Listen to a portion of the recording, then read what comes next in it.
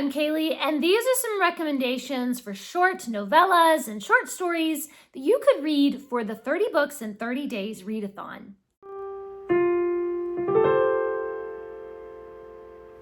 Every September, I host the 30 Books in 30 Days Readathon, where you try to read 30 short stories or 30 children's picture books. You could read graphic novels and plays and anything that's short that you could just read in one day, and you try to read 30 things. Last year, I did 3 different recommendation videos for plays and graphic novels and short stories and novellas, but I thought it was definitely time to update that list and add in some more short stories and novellas into that recommendation list. So today I have a whole bunch of classic short stories and novellas to talk about. One of the guidelines for this readathon is that you try to read stuff that's close to or under 100 pages. A lot of the ones I'm going to talk about today do not quite fit that guideline. They're still pretty short. A lot of them are like 120 pages or 150 pages. Of course, the page count doesn't really mean anything. If you have like a really small edition,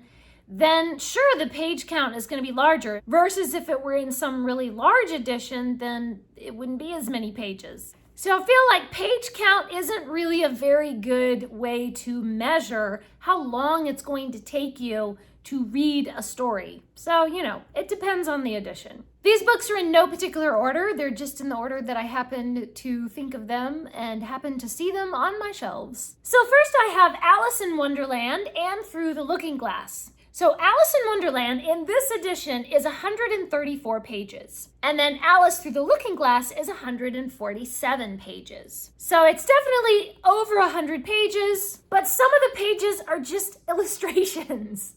So I feel like because of the illustrations, then that makes it shorter than it really seems to be. Then we have Sir Gawain and the Green Knight, which is 129 pages. Now, granted, that's 129 pages of classic poetry. This edition is translated by Brian Stone, and I think it's a pretty good translation. However, anytime you're reading classic poetry, it can be a bit dense. It's a little bit of a slog to get through it. But still, it's Sir Gawain and the Green Knight. It's worth it. It's worth the effort to read through this. Whether you could read through it all in one day, I don't know.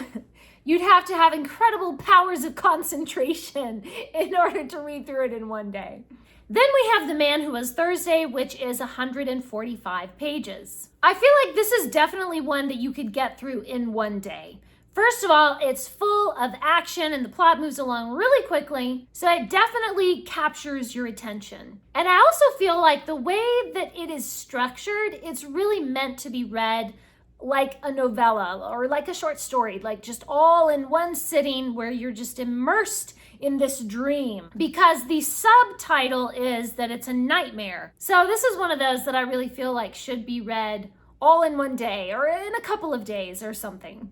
Then we have the Father Brown short stories. Each of these short stories is maybe 10, 15 pages long, but of course I have the whole big collection of them all. I could sit down and just read 5 of these short stories in a row because they're just so fascinating. So to read one a day for 30 days would be no problem at all. Then we have The Lost Stories of Louisa May Alcott. So these are short stories by Louisa May Alcott. Most of these are between, 15 or 20 pages. We have Dr. Dorn's Revenge, Countess Verozov, Fatal Follies, Fate in a Fan, Which Wins, Honor's Fortune, My Mysterious Mademoiselle, Betrayed by a Buckle, and La Belle Bayadère. Can't even say half those names. It's been quite a while since I've read this one, but there are a few illustrations in this edition as well. I just love that Louisa May Alcott, who is known for writing very innocent, wholesome books like Little Women, also wrote thrillers with ghosts and duels and evil villains.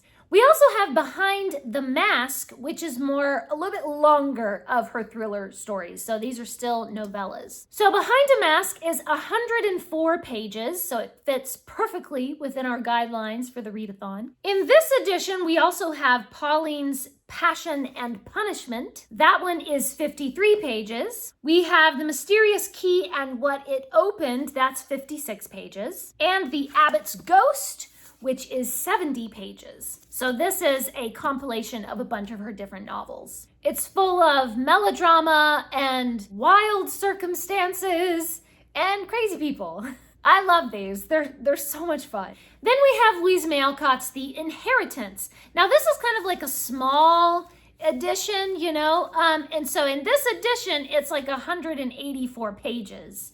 But it's short, you know what I'm saying? Like, it's little. If it were in like a larger edition, then I feel like it would be closer to, 120 pages or something. This would be one that would be easy to read through. This is one of her wholesome novels, and it goes by very quickly.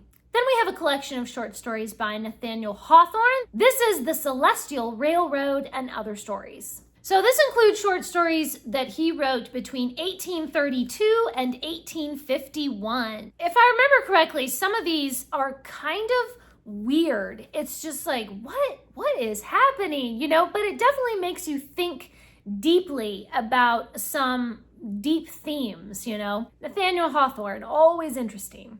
Then we have Round the Fire Stories by Sir Arthur Conan Doyle. These are short stories that are creepy and thrilling, lots of suspense and adventure. There's murder and madness and ghosts. I did not enjoy reading all of these. Some of these were a bit too scary for me. And you know how Sir Arthur Conan Doyle has such a great writing style that really puts you in the middle of the story. And it creeped me out, man. It was super creepy. You might want to save some of these for Halloween. I don't know. But all of these were definitely memorable. Then we have Parnassus on Wheels by Christopher Morley. This is 156 pages, but it does go by really quickly. The margins are really wide. This edition just has super wide margins. The story is really funny and adorable, and I loved it. Then we have The Light Princess by George MacDonald. This is 109 pages. This one also has a lot of illustrations. So, and very wide margins and everything. This is hilarious and heartfelt and beautiful. And I can't find my edition of The Princess and the Goblin, but you should read The Princess and the Goblin. And this is the sequel, The Princess and Curdie. I don't know why I can't find my other one.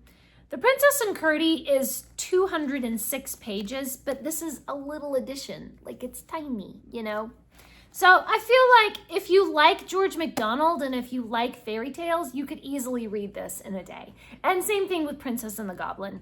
I think Princess and the Goblin might be a little bit longer than Princess and Curdie. But I still feel like if this is something that you would enjoy, you could read this in a couple of hours. If you don't enjoy fairy tales, maybe not so much. Then we have two collections of short stories from George MacDonald. We have The Golden Key and The Grey Wolf. Now in The Grey Wolf, there's actually one story that I found that fits the challenge for 30 books in 30 days, which is to read a short story between 30 and 39 pages. So Uncle Cornelius in here is exactly 31 pages. So that would fit that challenge if you wanted to do that challenge. And in The Golden Key itself actually is 35 pages, and then The Shadows is 36 pages. All of these are fantastic short stories as well.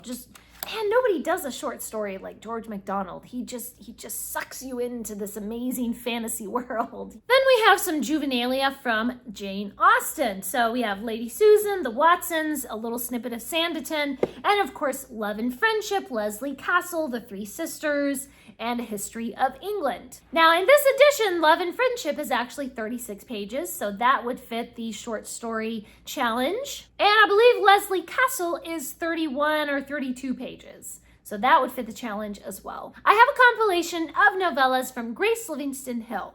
So the first one is Aunt Crete's Emancipation. That is 62 pages long. The Girl from Montana is 138 pages. I think that might be my favorite out of this this edition. And then The Story of a Whim is 78 pages. I really like this edition that is 3 novellas together. I think I read this a couple years ago and I really enjoyed all of these. All right, those are my recommendations for some classic short stories and novellas that you could read for the 30 Books in 30 Days Readathon in September. Please leave me a comment and let me know, are you going to be participating in the 30 Books in 30 Days Readathon? And what are some of your recommendations for short stories and novellas? And what are some books that you have on your TBR for the Readathon? Thanks for watching. Please subscribe and remember, the right book in the right hands at the right time can change the world.